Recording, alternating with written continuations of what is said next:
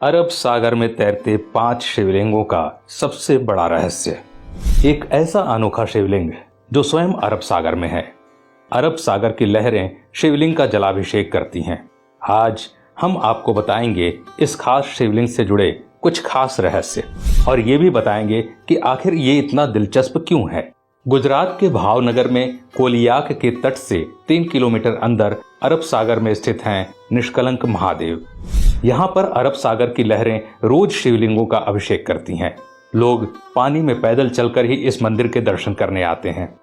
इसके लिए उन्हें ज्वार के उतरने का इंतजार करना पड़ता है। भारी ज्वार के वक्त केवल मंदिर की पताका और खंभा ही नजर आता है, जिसे देखकर कोई भी अंदाजा नहीं लगा सकता कि आखिर पानी के नीचे समुद्र में महादेव का प्राचीन मंदिर स्थित है।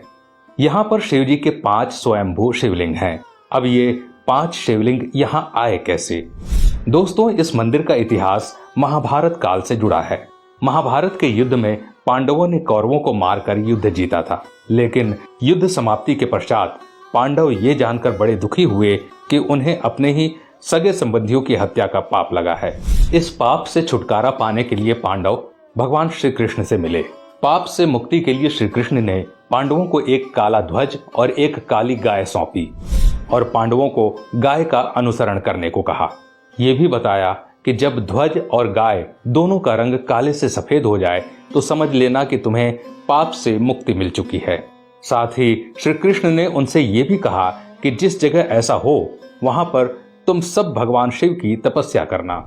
पांचों भाई भगवान श्री कृष्ण के कथानुसार काले ध्वज हाथ में लिए काली गाय का अनुसरण करने लगे। इस क्रम में वो कई दिनों तक लगभग हर जगह से गुजरते रहे, लेकिन गाय और ध्वज का रंग नहीं बदला। लेकिन जब वो वर्तमान गुजरात में स्थित कोलियाक तट पर पहुंचे तो गाय और ध्वजा का रंग एकदम से सफेद हो गया। इससे पांचों पांडव बहुत खुश हुए और वहीं पर उन्होंने भगवान शिव का ध्यान करते हुए तपस्या करना शुरू कर दिया। भगवान भोलेनाथ ने उनकी तपस्या से खुश होकर पांचों भाइयों को लिंग के रूप में अलग अलग दर्शन दिए। वो पांचों शिवलिंग अभी भी वहीं स्थित हैं। पांचों शिवलिंग के सामने नंदी की प्रतिमा भी है और पांचों शिवलिंग एक वर्गाकार चबूतरे पर बने हुए हैं। ये कोलियाक समुद्र तट से पूर्व की ओर 3 किलोमीटर अंदर अरब सागर में स्थित है। इस चबूतरे पर एक छोटा सा पानी का तालाब भी है, जिसे पांडव तालाब कहते हैं। श्रद्धालु पहले इसमें अपने हाथ पांव धोते हैं और फिर शिवलिंगों की पूजा अर्चना करते हैं, क्योंकि यहाँ आकर पांडवों को अपने भाइयों के कलंक से मुक्ति मिली थी। इसलिए इस खास मंदिर का नाम भी निष्कलंक महादेव मंदिर है। भादो महीने के अमावस को यहाँ पर मेला लगता है, जिसे भाद्रवी भी कहा जाता है, और अमावस्या के दिन इस मंदिर में भक्तों की विशेष भीड़ रहती है। हालांकि पूर्णिमा और अमावस्या के दिन ज्वार अधिक सक्रिय रहता है, फिर भी श्रद्धालु उसमें उतर कर जाने का इंतजार करते हैं और भगवान शिव के दर्शन करते हैं। कहते हैं दोस्तों कि जब आप समुद्र तट से देखेंगे तो सिर्फ और सिर्फ आपको समुद्र के ऊपर पताका और एक खंभा दिखेगा, लेकिन जैसे ही ज्वार हटता है वो शिवलिंग और साथ ही साथ वो चबूतरा स्पष्ट रूप से दिखाई देने लगता है।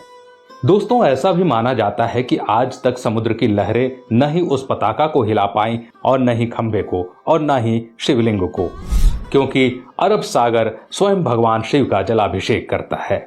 तो दोस्तों, अगर ऐसे में भविष्य में आपको इस खास मंदिर में जाने का अवसर मिले तो इस अवसर को चूकिएगा मत, या कभी आप गुजरात घूमने जाएं तो इस मंदिर के दर्शन अवश्य कीजिएगा, जिसे निष्कलंक महादेव के नाम से जाना जाता है। आज के लिए बस